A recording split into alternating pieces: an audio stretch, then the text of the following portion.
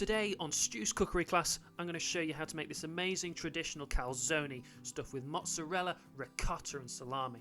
So first we're going to start work on the pizza dough. So we're going to use 250 grams of type 00 flour, and this is a really fine milled Italian flour. We're also going to add 10 grams of dried yeast, a teaspoon of salt, and mix that together. We're then going to add in 140 ml of warm water, so it wants to be warm to the touch but it doesn't want to burn your hand.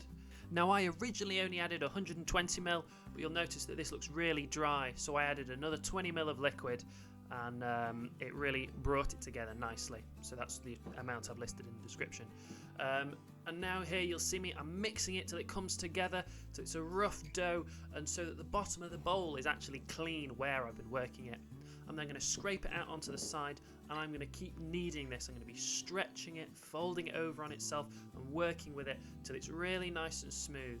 And you notice you might be able to hear that sound. It's slightly tacky, it's sort of adhering to but not quite sticking, and that's perfect. That's just what we want. So once I've gotten this really nice and silky smooth, it should bounce back slightly and it should be soft but also firm. Now once we've got to this point, we're going to clean out our bowl and pop our dough back in. Before we do that, I'm going to glug a little oil in there and then coat my dough in that oil, and this stops it from sticking, keeps it nice and light, stops anything from preventing it from rising up. I'm now going to add a piece of cling film over the top, sort of loosely pressed down and around it, and this will just help keep all the warmth in while it rises. Now I'm leaving this for an hour. My house is quite cold, so I popped it next to a radiator. So while that's on, I'm going to move on to the filling. Now here I'm adding 25 grams of ricotta to my egg, along with 25 grams of diced mozzarella, 50 grams of sliced salami, and you could use any meat you wanted here, it really is up to you. And you'll notice I've also sliced 2 tomatoes to sort of line in the bottom of my calzones. Now it's been an hour and my dough's looking perfect. It's doubled in size, it's light, it's really soft, you can feel the air in it. And what we're going to do now is just roughly work some of that oil into the dough. It doesn't matter if it's still slightly greasy, but you just want to get rid of the excess and work it in. Once you've gotten to this point, I'm going to chop it in half and I'm going to measure it just to make sure that it is a really nice and even size-wise. Once that's done, I'm going to take each piece in turn and work them into the shape. So here you'll see I'm just folding each edge over, turning it round and slowly forming a nice circle shape. Once we've gotten to that point, I'm going to turn it over and then press it out using the sort of heel of my hand to stretch it and pull it. And I'm just going to keep doing this until I have a nice thin dough. And you'll see here it's fairly thin, it's a little thick around the edge, but that's fine, that's actually slightly helpful.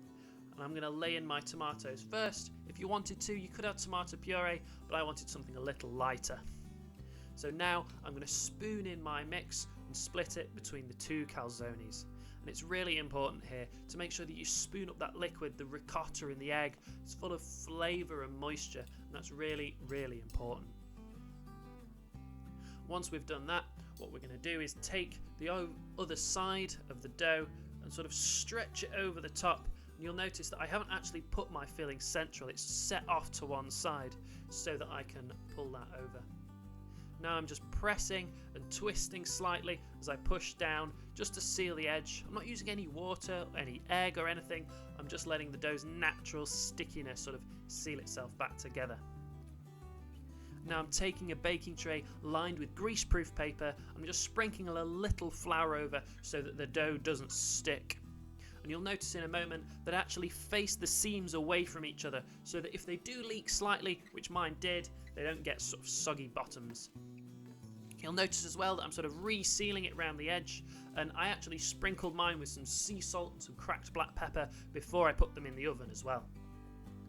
Once that's done, they're going to go in on 200 for 12 to 15 minutes, and they should come out with a really nice crisp top, dark golden colour, and you can see the sea salt and the cracked black pepper on them there.